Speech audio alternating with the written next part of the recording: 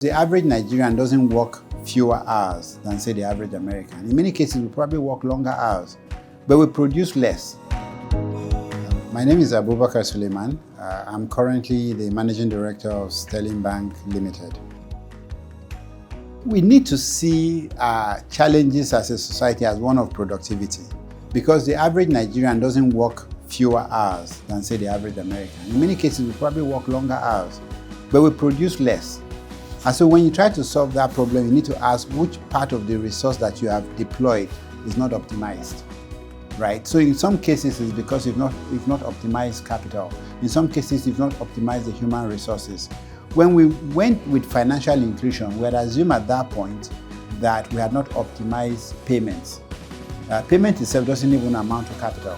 And so we thought if we put in that payment platform there and people have access to be able to effect payment, they would then become more productive. But they're not going to become more productive if the defect is more fundamental than that. If, for instance, they don't have the skill sets to be able to convert their time into a higher productivity.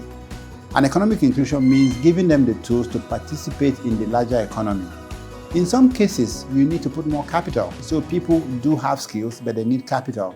So for instance, if you understand your farming very well, and you know that you need a certain quality of seedling and chemicals, but you don't have the capital to afford them, then at that point, what you need is capital to be injected into it.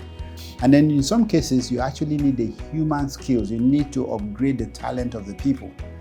If people need their talent to be upgraded and you are offering them payment platform, you're not doing them any good, right? So economic inclusion means that we must now retool the other resources for a higher productivity.